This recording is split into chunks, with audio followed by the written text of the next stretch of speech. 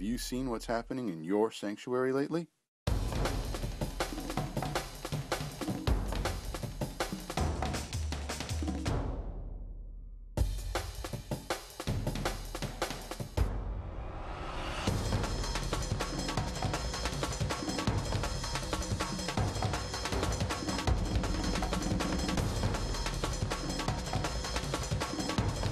Join us right now for another episode of Your Sanctuary, a program that highlights what makes our national marine sanctuary so special and the people that keep them that way.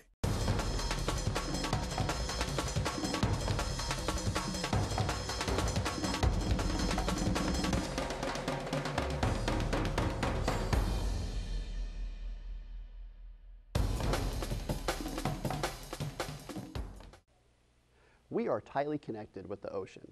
In fact, our well-being depends on a healthy ocean. We need to limit and carefully manage our impact on the ocean, and not just for the creatures that live there, but for our own very survival. You know, our actions on land are reflected in the sea, and today's theme of marine debris really hits this home. We have several guests who will share their experiences and the exciting ways they are helping to reduce ocean pollution. We're going to chat with Casa, who many of you know from Save Our Shores, about their awareness and cleanup efforts. We're also going to talk with Robert Ketley about the City of Watsonville's efforts to reduce pollution entering from our watersheds. And we're going to spend time with our very own Deputy Superintendent, Karen Grimmer, who led this last fall's fishing gear removal project for the Monterey Bay National Marine Sanctuary. It's a full show, so let's get started. Our first guest is Casa from Save Our Shores. Hi, Paul. Laura, welcome to your sanctuary. Thank you. You know, Save Our Shores was so instrumental in the creation of the sanctuary some 20 years ago. And so your programs that help the sanctuary remain healthy, like your Sanctuary Stewards program, are so integral to the awareness and efforts to clean up our beaches. Can you tell us about those programs? Sure. Thanks very much, Paul. Maybe you know that Save Our Shores organized the first official cleanup in Santa Cruz in 1981. And since then, we've been running regular beach and river cleanups, and now we're up to about 270 cleanups a year. And the way we do that is we organize about 10,000 volunteers to come out and do that. So maybe people know us from the large Coastal Cleanup Day, which happens in September, but we're out there monthly, we're out there year-round to make sure that we're not only picking up the trash, but also tracking the data of what we're picking up. And then we use that data to then influence local policy to do styrofoam bans or plastic bag bans and things like that. You know, when you go to the beach, sometimes you'll see trash right next to you, and it's hard to imagine the amounts that you guys are able to pick up when you look at a whole beach segment. So how much trash can you pick up at a beach or on one of these big cleanup days? Well, the answer is a lot. Yeah. So on our annual Coastal Cleanup Day last year, we were on 81 sites and we picked up 17,000 pounds of trash. Wow. So we essentially covered 150 miles of beach and rivers and lakes and streams and sloughs. So that's quite a lot. And throughout the year, we collected about 36,000 pounds of trash. Now you might think, okay, I can't imagine that much on our beaches. Primarily that was at our river sites. So Salinas River, Pajaro River, the San Lorenzo River, that's where we're really collecting a lot of the heavier materials and the majority of the trash. So about the things that you're finding, you must find some strange things, some interesting things, or a lot of the same kind of things. So tell us what we're finding on our beaches. Right, we find almost about anything you can imagine. So we've picked up couches and bed frames, toilet bowls, car motors, but what concerns Save Our Shores more is the stuff that we're seeing all the time. So cigarette butts, plastic bags, styrofoam. We pick up this primarily. And it's those small pieces of plastic that's what's most damaging to our wildlife, because they misinterpret that for food and they can suffocate and when they ingest that. So that's what we're really picking up most of. Well, you have a great cadre of motivated volunteers. Tell us about your volunteer program and how you keep people engaged with that. I've always thought it's fascinating and that people are so motivated to go out and pick up other people's garbage. How do you do that? That's true. It does seem like kind of an odd way to spend your free time. As you mentioned, the Sanctuary Stewards program is really how I think it gets started. We have an 8-week intensive training program where we have scientists from all over the Monterey Bay coming and speaking to these potential volunteers and educating them about the sanctuary primarily. And I think when they go out and they're picking up the trash, they know that deep connection that they have to the ocean, so it means a lot to them, and they see their direct impact. So they're picking up trash and they're thinking, wow, I just prevented a seagull from maybe eating that cigarette butt or something like that. And when they walk away with the data, they can say, wow, I picked up 1,000 cigarette butts in an hour, or I picked up 20 pounds of trash that otherwise would have gone in the sanctuary. So I think it's that connection of, this is their home. This is why a lot of us live here, and they want to do the best thing they can to help protect it. So how can somebody get involved if they want to get involved in a beach cleanup? Well, we'd love people to get involved through our Stewards program, which starts this month in February, but we also run monthly cleanups in Monterey as well as Santa Cruz, and that's all listed on our website. People can just show up that day. They're Saturday mornings from 10 to noon, or call our office and talk to our volunteer coordinator. Right, so that's the Save Our Shores website. Yes, okay. So saveourshores.org. Great. Well, thank you, Laura, so much for coming on the show. Thank you. My pleasure. If you want to learn more about these programs or about the sanctuary, visit us at ampmedia.org.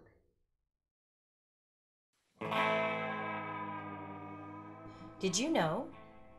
All major lakes, watersheds, and waterways on Earth eventually drain into the ocean.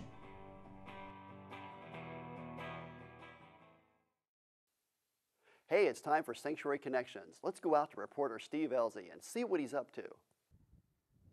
Thank you, Paul. I'm here on the streets in Watsonville, where, as you can see, the gutters are clean as a whistle.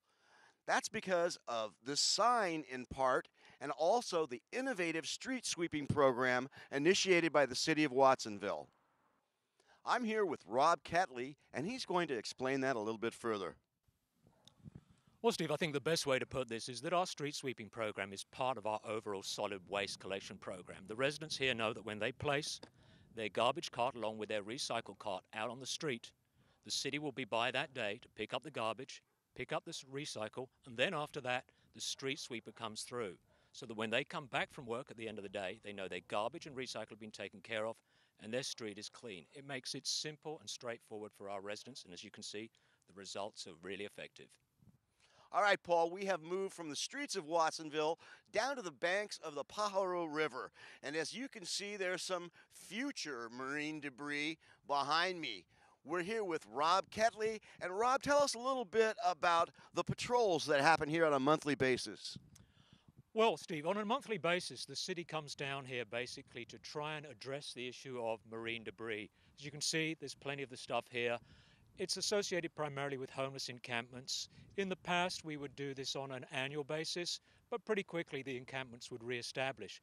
We found that if we do this on a monthly basis, the ability for the camps to re-establish is significantly diminished, and as a consequence, the amount of marine debris, i.e. litter, that we see is significantly reduced. And the ultimate end result, Paul, is less marine debris in the Monterey Bay National Marine Sanctuary. Reporter Deirdre Whalen is in the field with this week's Hospitality Spotlight. Let's go out to Deirdre now and see what's going on. Thanks, Paul. Today we're in Cannery Row, California, one of the premier vacation destinations. And I'm talking with Cannery Row Company's Ted Ballesteri Jr. to learn a little bit about what they're doing to tackle the problem of marine debris. Ted, can you tell me why Cannery Row Company got involved in this issue? Well, Deirdre, it's important to the Cannery Row Company to keep our beaches clean and healthy. Nobody wants to visit a dirty beach, and certainly nobody wants to take pictures on a dirty beach. One of the things that we found was a prevalent cause of litter on the beach was cigarette butts. Now, we've got a full-time staff that cleans the streets of Cannery Row, but what we really found is it takes a community effort to keep the beaches and streets clean. That's fantastic, Ted. I've also heard that Cannery Row Company is very involved in Coastal Cleanup Day. How is it that you came to be so supportive of keeping our oceans clean and supporting the Monterey Bay National Marine Sanctuary? Yeah, Coastal Cleanup Day occurs every September and is part of a statewide, actually an international effort to keep our beaches and oceans clean. We participated in it in 2011 and we cleaned up Maccabee Beach here on Cannery Row. Statewide, volunteers picked up a total of 600,000 pounds of trash just from California coasts alone. And we were very proud to be part of that effort. Well, Ted, it sounds like Cannery Row Company is doing an awful lot to prevent trash from entering the ocean once it hits the streets. But I'm also impressed that you're doing more to promote sustainability from within the Cannery Row Company. Can you tell me a little bit about your efforts? Yeah, we're proud of what we've done. Recycling.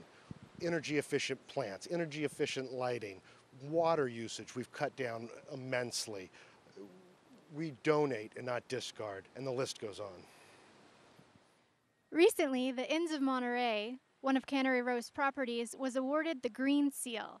I imagine you're very proud, and I'd love to hear a little bit more about what that award exactly is.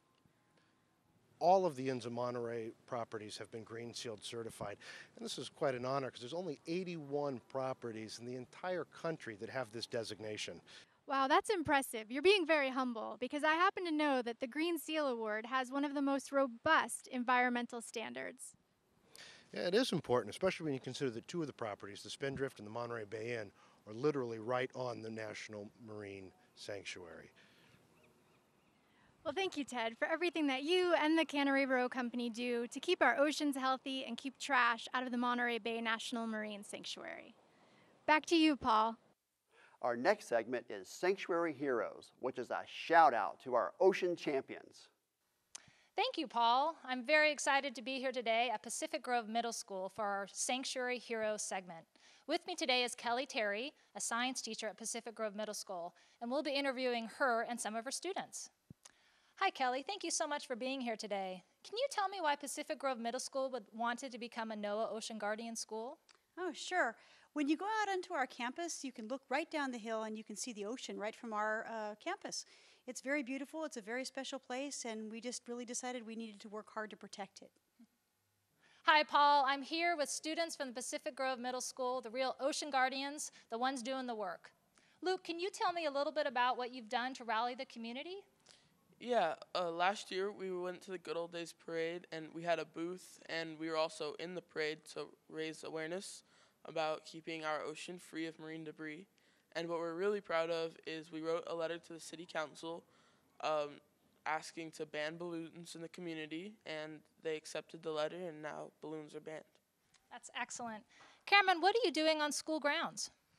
Well, it's not just me. It's really the entire Ocean Guardians Club and our student body. What we do is not only does the Ocean Guardians put ads within school bulletin to inform our school, but we also tally and pick up all the trash in the afternoon on Thursdays, so we can just inform our school. And we actually are trying to get balloons banned from USD right now, the campus on USD, so that they don't pollute the ocean with them like they have before. But isn't that excellent? Right from the mouths of our students. Thanks very much, Paul, and back to you.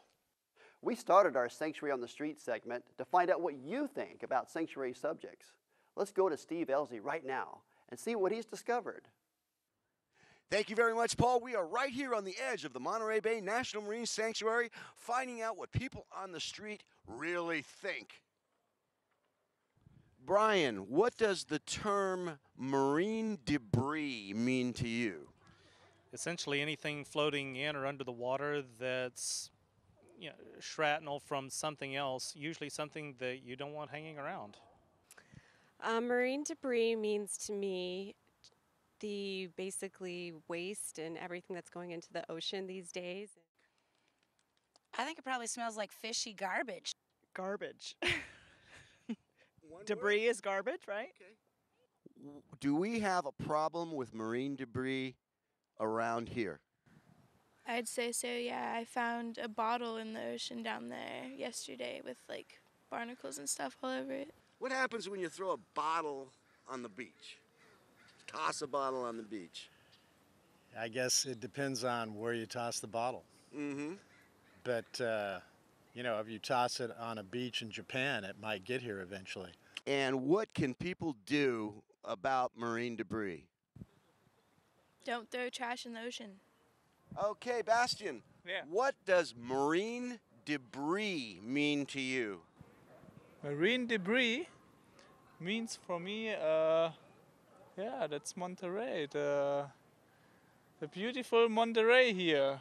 Okay. In Germany, we don't have anything, something like that in the west in Cologne. So we have to go to the north or the east sea in Germany, and it's not so beautiful like here. I mean. Would you wear marine debris to a party? No. What's the difference between marine debris and a soggy tennis shoe? Nothing.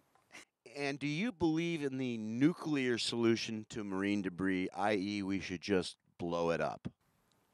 Blow up the marine debris? No, that doesn't sound like a good idea. That sounds scary. I don't know, it sounds scary. All right, Paul, that's it for Sanctuary on the Street from Fisherman's Wharf on beautiful Monterey Bay.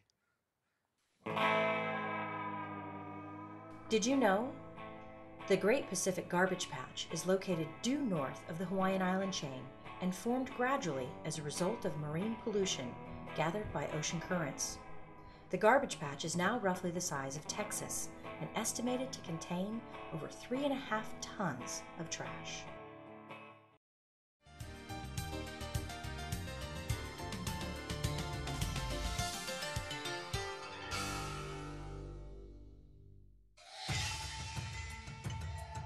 On March 11, 2011, a powerful tsunami hit Japan, destroying cities and villages.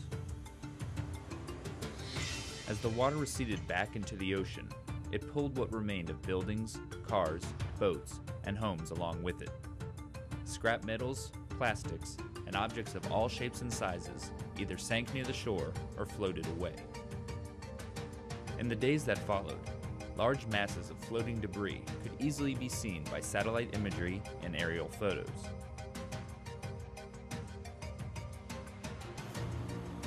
In the wake of this disaster, NOAA is assessing the potential impact that the debris may have on U.S. shores. So, where will this debris go, and when will it get there? To help answer those questions, scientists are using computer models to estimate the debris' path, using its starting location in the tsunami zone and historical weather and ocean conditions. The findings are that some debris could pass near or wash ashore in the northwestern Hawaiian Islands as early as this winter. Debris may also approach the west coast of the United States in 2013 and potentially circle back to the main Hawaiian Islands in 2014. But scientists caution that there are limitations to what computer models can tell us. Now that the debris has moved out of satellite view, and with currents and winds in the Pacific constantly changing, there is no guarantee that the debris will stay on the predicted path. Items will sink along the way, or break up and disperse in many directions. Despite these unknowns, NOAA and its partners are collecting data, assessing possible impacts, and making preparations in case debris does wash ashore.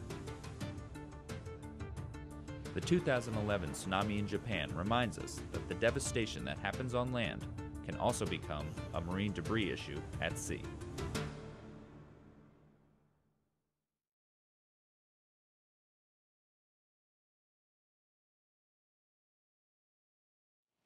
Joining us in the studio today is the Sanctuary's Deputy Superintendent, Karen Grimmer, and she's going to describe the Lost Fishing Gear project. Karen, thanks for coming in. Happy to be here, Steve. The Lost Fishing Gear, tell us a little bit about that. Well, we're talking today about marine debris, and fishing gear, lost fishing gear, is one of those types of debris that the Sanctuary's been studying the last 3 years. And basically, this is gear that is unintentionally lost or abandoned by fishermen. It could be nets, traps, pots, and the Sanctuary's program is to find out exactly where that gear is, pull it up, and make sure it's not impacting wildlife, which can happen in some instances when fish or marine mammals get entangled. And also, it can be a hazard to fishermen or boaters that are out in the sanctuary. Now, the Sanctuary is over 6,000 square miles. How do you find this stuff to begin with? It is a very large area, and we are lucky to have partners like NOAA Fisheries who have a manned submersible that they do fish surveys in, and they locate marine debris also and notate where those locations are, give them to us, and we're able to find them with our research vessel Fulmar and a remotely operated vehicle.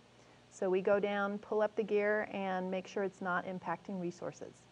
That sounds like a very fascinating trip to be on, and I understand you actually brought some cameras out on the Fulmar recently. You have video of that. Could you walk us through that, please? Absolutely. All right. So here we have the Sanctuary ROV Edward Scissorhands being deployed from the NOAA vessel Fulmar. And you can see the tether attached as it goes down 300 meters to see and view the gear. It's got a spool line attached. And here we can see the ROV pilot looking through the camera that's on the ROV to see any gear and to see where the ROV is. And he can actually control the ROV very easily from the topside area here with joysticks, just like a video game. This can control the ROV to the right, to the left, up or down, and also move the cameras. So here we can see the line attached to a crab pot as the seafloor comes into view. The ROV has a cutting arm on one side and a grabbing arm on the other. And as the crab pot comes into sight, the ROV arm will actually hook onto it, clip through the line, and we can pull it up with the ROV, or we can pull it up with the boat's hydraulic winch. Either way will work. So here we can see a very old crab pot being recovered. Oftentimes we'll find new crab pots which are more of a concern for wildlife, but this particular one obviously is not ghost fishing, as we call it.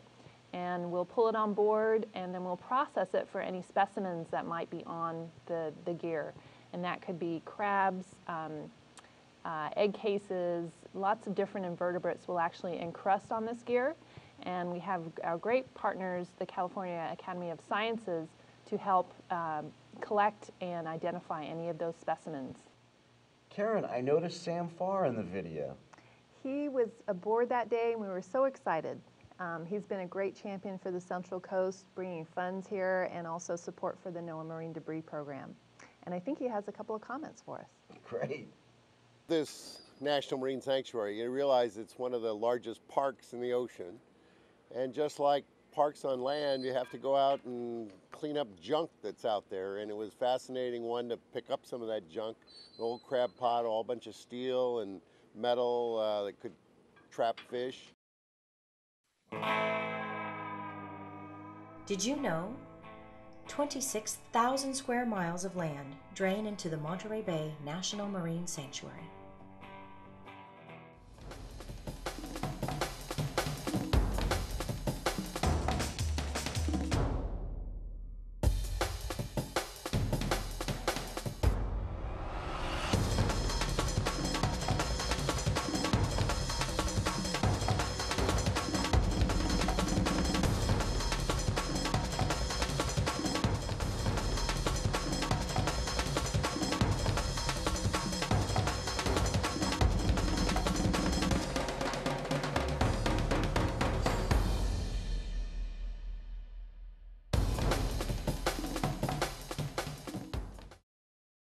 Presentation of your sanctuary is made possible in part by the Cannery Row Company, gateway to the Monterey Bay.